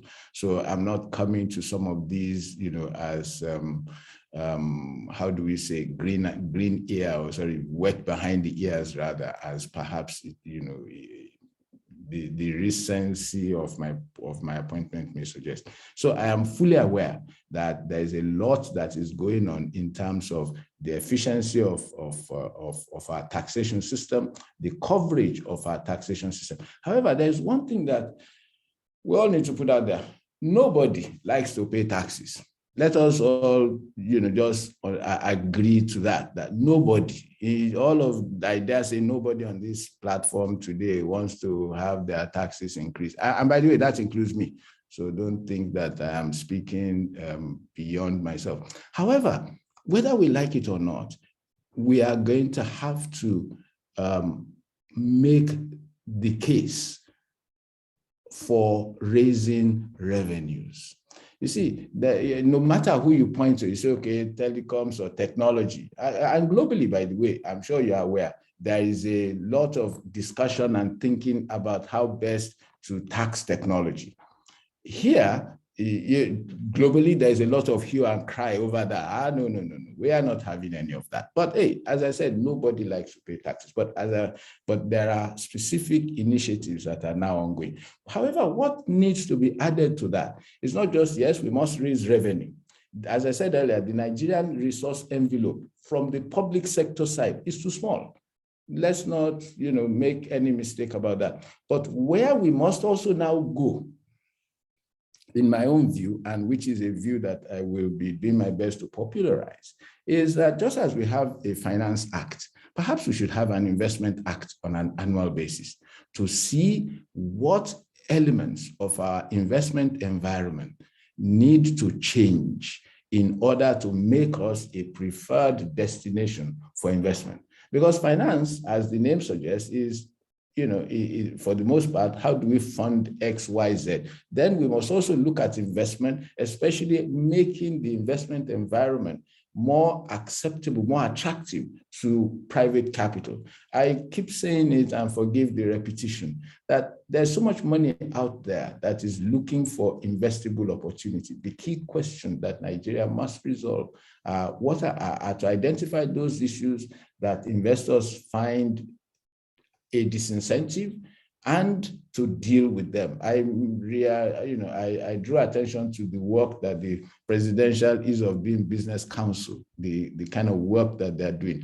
And now they are promoting an omnibus bill to try and amend some of the various legislations that they see and I see as hindrance to, to the ease of doing business in Nigeria. But one of the things that I, continue to think about is, wouldn't it be an interesting idea to have an investment act on an annual basis that looks at those things that hinder investment into Nigeria, whether they be by domestic wealth holders or by international wealth? Because let's be unbashful about it. If Nigerians are not going to invest in Nigeria, then it is only the unsuspecting foreign investor who we are then looking for. Nigerians must be encouraged, like every other investor category, to invest in Nigeria. Okay, thank you. I see that a couple of people in the audience are really echoing the Investment Act, and it will really be good to see that come to light. As we wrap up this segment, I know that there are other questions that we've not been able to deal with or address. Please be rest assured that we'll work with the panelists to provide responses to your questions via LinkedIn, KPMG CFO Forum LinkedIn page. On a final note, I would just like the CFOs, to just mention one thing that you would like to leave the CFOs with, in addition to all the things that we've discussed as we wrap up this segment now. Yeah, Missy. I think for me, the key thought that I would like to share is really for my colleagues and fellow CFOs to recognize that our roles are changing, and it is important for us to be future ready. What I mean by that is that the CFO of the future is now part of the day-to-day decision-making process. You're at the table. You have to be able to influence decisions. You have to be the partner to the CFO, to the CEO, to make sure that the organization is running smoothly and you're achieving your strategic objectives. More importantly, it's important for us as CFOs to also begin to look at those things that are not value-added, particularly around our back office systems, which should be automated so that we are producing staff that actually are more analytical in their approach, because that's where the value is. Thank you very much. Thank you for that. Vicenzo?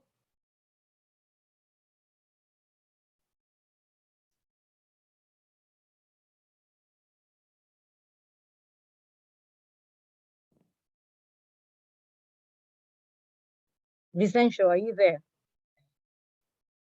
Or will Funke go? Sorry. I had just some problem with the video. Sorry.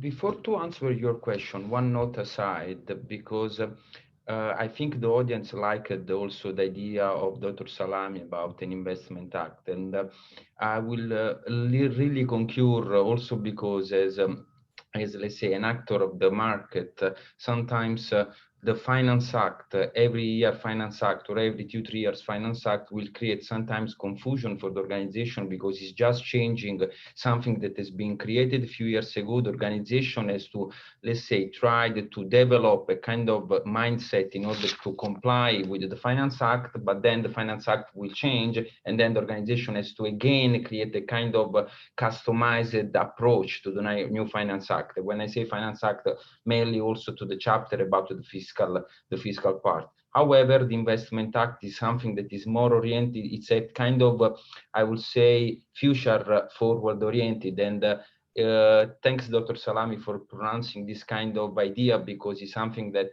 it's worth to pursue for the country. Something that is making Nigeria look in the future. Thanks a lot for this idea. It's brilliant. Thank you. While coming back also on your question, what is the role of CFO? What is more than the role of CFO? I would say the role of finance in general. Let me say that finance should be, I think, less data entry and more problem solving. The market is changing. Finance need to develop a kind of agility to support the business and to develop a long strategy for being profitable and for having a profitable growth, a sustainable growth in this changed market.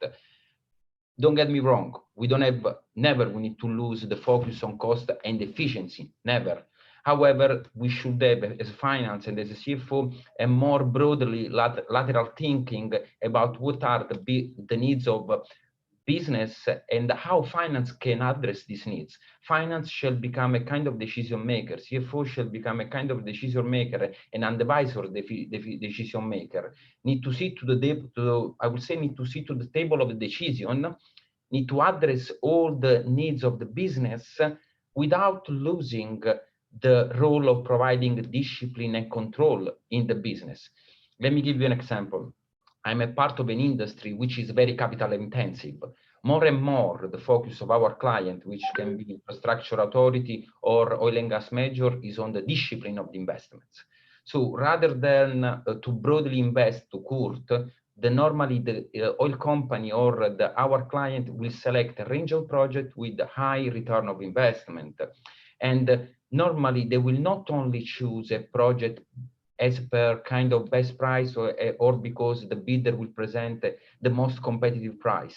Today, the focus, the war, let me move to it, a kind of war for talent. Today, we have also war for value to bring to client. Today, an EPC contractor is more focusing on what? On what are the financial needs for the client. The EPC contractor can be developed only if we bring on the table also financial solution. So financial solution able to develop the idea of investment that the client has in mind. Also talking about also getting the idea of what Dr. Salami said. Investment means to bring suitable solution in the country where we bring also package of investment. We elaborate as finance how can idea can become alive based on the needs of client. So by producing financial solution like project financing, like a mix between contribution on equity by the owners and the lenders, by, let's say, vanilla loans, by syndicate loans. All those solutions today are part of my market I represent, and those solutions are brought on the table by finance. So if finance, we want to be in the future, CFO want to be in the future, a kind of chief value in the decision of the organization, shall change the mindset, shall be more close to the business. But don't get me wrong, we need to be assertive to the business, never servile to the business. Yeah. Thank you. Yes, clear. So quickly, I believe we just have less than a minute to wrap up. Funke, let's have your final take, please.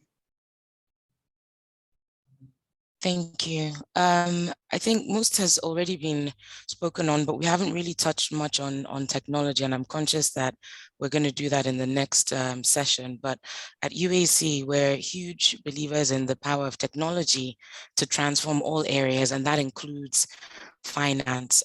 We're taking deliberate steps to invest in technology infrastructure across the group, things like Office 365, upgrading our ERP system to SAP S/4HANA. And why are we doing that? Because when you have better controls, better visibility into the value drivers, it ultimately results in better decision making.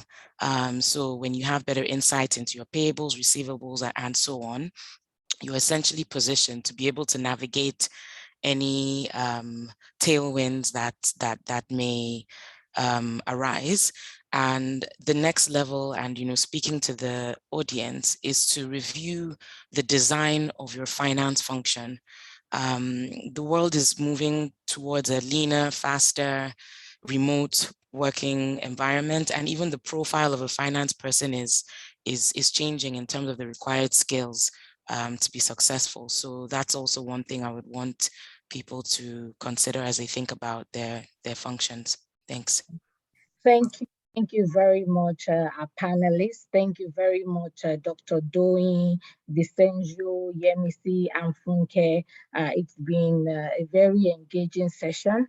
And all the other questions that we've not taken, we will definitely be responding to them on our LinkedIn page. I'll now hand over to Uzo for the next segment.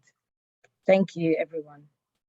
Thank you very much, Lara, and thank you again, our panelists. I'd like to take it from where Yemisi stopped. She said that the role of the CFO is changing, and we must remain future ready. And to take us through the finance for the future is Lawrence Amadi. Lawrence is a partner with our CFO advisory business, and it's a huge IT advocate and crusader. So I'll hand over to Lawrence now. And Lawrence, if we can keep it in 10 minutes so that we can round off by 11, that would be great. Over to you, Lawrence. Thank you very much, Uzo. And good morning, Dr. Doing Salami, our panelists, Vincenzo, Yemisi, and Funke, and CFOs present on this call.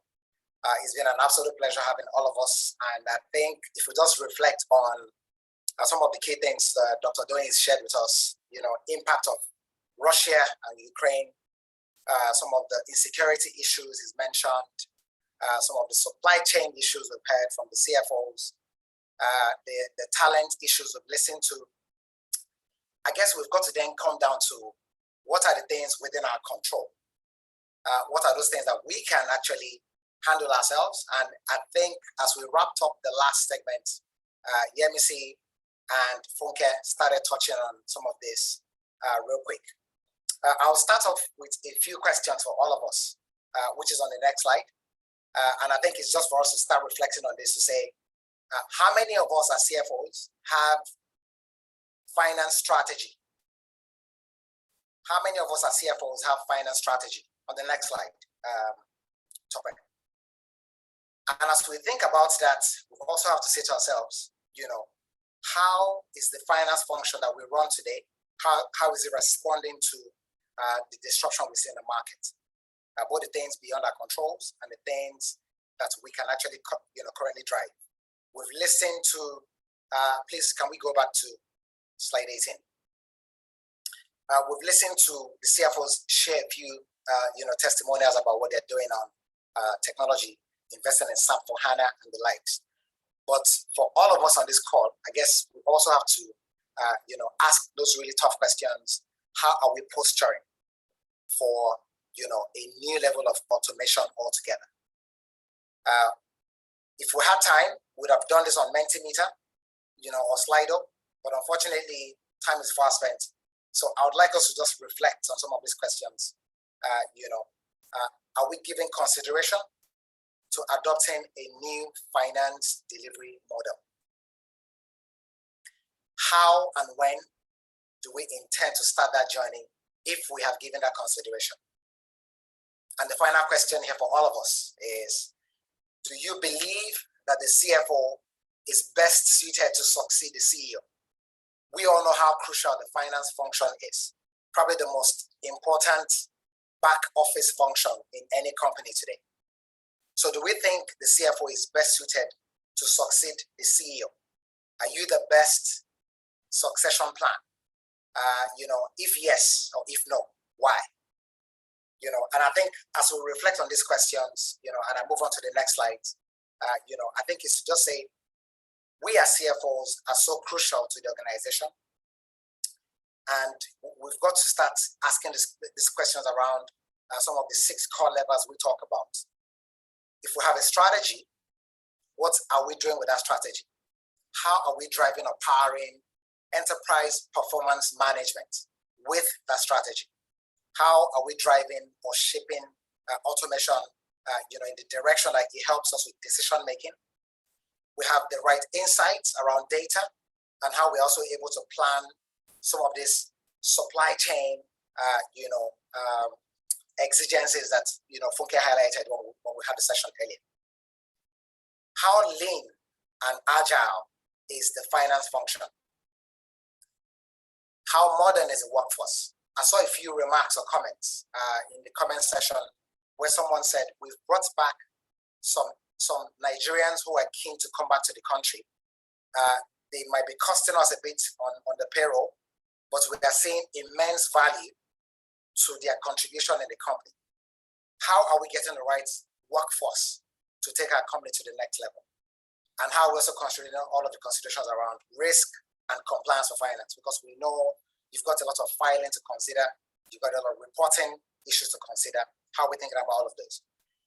On the next slides, I will just touch briefly on, a few, pointers that then help us start cascading or taking this point home, because we have to then say to ourselves, how do we lead, with strategy? How do we lead from the front? How do we see that we are chief value officers? Extremely crucial. And as we think about all of this, we've got to think about how people cascade in to support us, how the reporting and the function, finance is able to transcend the traditional mindsets, how people view us, because we have moved beyond just reporting on the numbers, driving the GL and the sub GL to being core to the decision making. And I think it's important that we start posturing as such, because the CFO today is the custodian of strategy in most companies. Let's move to the next slide. On the next slide, we'll also just touch on a few key considerations on how we start layering also the ideas on technology, to taking this to the next level. How we taking the governance layer and seeing that we also overlay that, appropriately to giving finance the right posture and the right visibility. On the next slide, I have put a simple illustration. When we go to some really large companies, you would find, you might find so many GMs or so many, direct reports that point into the CFO.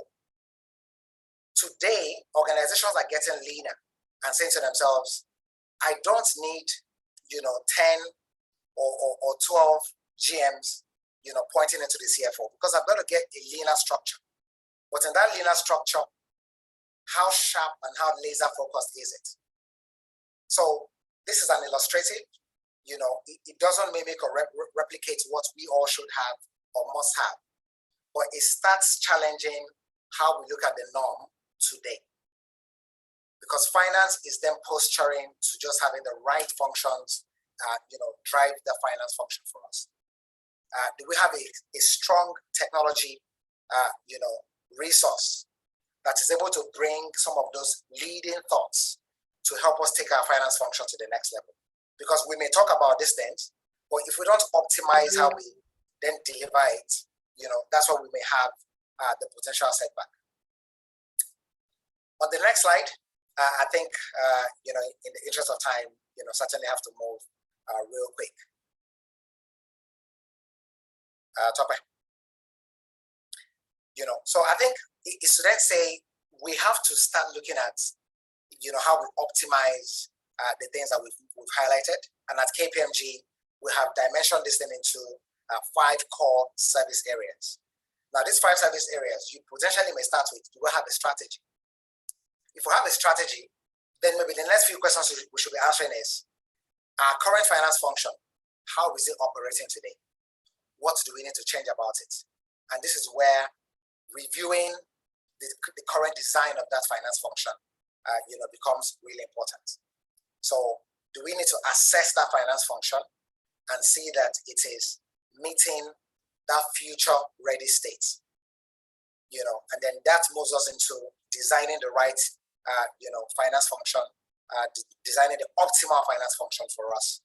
And as we do all of this, the respective plugins that come from the other operational part of the business, that's where we start monitoring the performance of this business.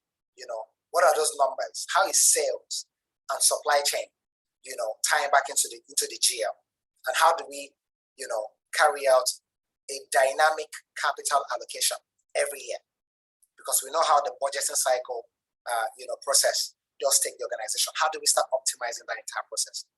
And all of this dovetails into us having a proper transformative journey. On the next slide, as I start winding down, I think it's for us to then say that journey, the best time to have started it may have been some 10 years ago.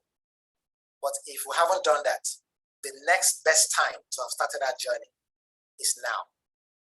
So we've got to start saying to ourselves, how do we define the right scope? What are the key things that we need to look at? What's the future state that we are desirous of achieving? How do we start, planning or posturing for that future state?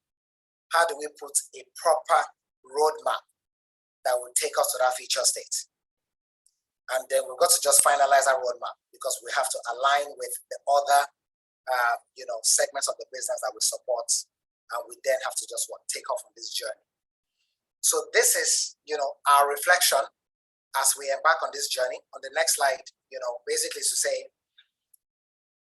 take the step today, because it's about time we get activated on this journey. On the thank you slide, for those of us still following, the barcode here, if you have an iPhone and you scan this barcode, it takes you to the KPMG Thought Leadership website, and we will see a number of resources that we have created for free that takes us into a bit more insights.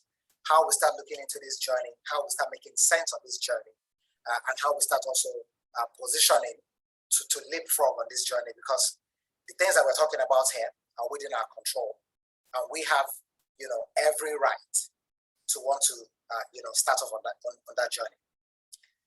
So this is my submit for us today. Uzo and everyone who's been here, thank you for listening, and also for following through on this. Happy to take a comment or two or a question or two if we do have them, and if we have some time. And no time is fast spent. Thank you. Okay, thank you very much, Lawrence. And the journey to be future ready, it's not optional for us as CFOs. But if you have not started, it's a good time to start today. And there is just one question that we can take, and then we'll have to do the vote of thanks. So the question says, we often speak about finance transformation. Is it a journey or a destination? How do we know when we as a function have transformed? Lawrence, can you take this question quickly? And then the other questions we will have to share on our LinkedIn page, along with the questions that the panelists will provide answers to. Over to you, Lawrence. Thank you very much. And again, just to appreciate our participants for staying true. I know it's 11 o'clock already. Is this a destination or a journey? It's a combination of both. And that's the only way to actually look at it. It's a journey and a destination. You've got to deliberately say to ourselves, how do we move the needle? Do we stay where we've always been? Some of us have very painful month-end process. Every month, we go through the same rigor, the same pain. And the question is, what do we have to do differently, to shift, from what used to be a painful cycle? That is the mindset we've got to start adopting. Some of us have talked about talent and how we can't retain people. Maybe they are burning out from this month-end process. And because we as the CFOs have refused to do something about it deliberately, these guys have then opted to go to Canada or the UK, where they're going to find, greener pasture, easier life. But the question is, we've got to say, if we are doing something the same way every single reporting cycle, then it's about time we say to ourselves, let's tweak it. Can we find a more agile way to closing the books? Can we proactively do a few things a bit more, efficiently and do them a lot better? We may have deployed SAP or we have Oracle ERP, but if we haven't quite optimized, how we leverage the systems to manage burnout, then we've got to ask those questions. So what are those key steps that we are looking at, both in the GL to trial balance, to the mapping, to closing the reporting cycle? What are those things that we're doing? So it's got to be tangible, and we've got to deliberately look at those things very closely. For some of us, it might be one controller who is sitting at the top of things, who doesn't want to move the mindset or the needle to how they close the books. That might be the problem. The finance people, that mindset has to change. Funke talked about hiring someone to close the role, and she's been 5 months at it. Hiring that person, should that person be an FCA, 20 years, GL, reconciliation guru, that's all they are? Or should that person be somebody who has deep expertise in SAP for HANA that can easily go to the FI model of SAP for HANA and bring out value to closing the books? Those are the questions we should be answering. Those are the questions we've got to say to ourselves. We have to move. And as CFOs, we have to then say to ourselves, if what we're doing before now hasn't quite changed, maybe we've got to look at those direct reports and say to ourselves, are you transformative in the mindset? Are you driving a quick thinking, quick, and efficient, process-minded, process for us, as a function. That might just be answering the question, from just dealing with how we get on this journey. So, Uzo, back to the question. It is a journey and a destination, and everybody here collectively has got to deliberately take that step towards moving to a leaner and a more laser-focused finance function. Thank you. Thank you very much, Lawrence. A journey and a destination, and the full complement, not just the IT, the people, it's a full complement. Thank you. I believe that we have gained significant knowledge from this very short session. I will advise you to scan the barcode or visit the website, as there are even more information in the thought leadership material that we have that can help guide you. Feel free to reach out to us also if you will want to have a separate conversation as it concerns your organization. At this point, I would like to invite Bolanle Afolabi, a partner in our accounting and advisory services, for the vote of thanks.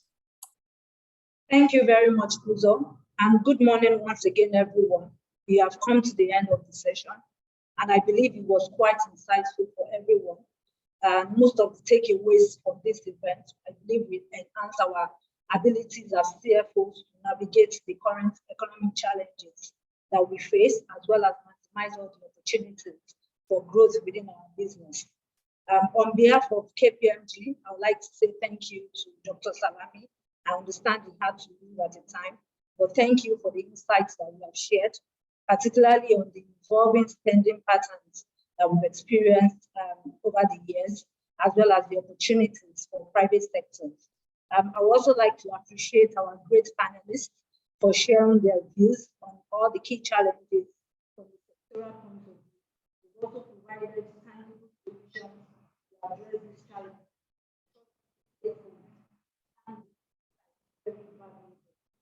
To all our CFOs, I want to thank you for spending time out of your attending this webinar. We'd like to keep the interaction and the responses to the questions we've shared on our CFO LinkedIn page. So I'm using this opportunity to also request that you join us on LinkedIn. Thank you once again for joining the webinar, and do enjoy the rest of the day. Thank you, Uzo. Can you hear me? Thank you very much, Bolanle, and thank you, everyone. Please enjoy the rest of your day, and we look forward to having you again when we will invite you for another session with our CFOs. Thank you, and it's been our pleasure having you as participants. Thank you. Thank you all. Thanks a lot.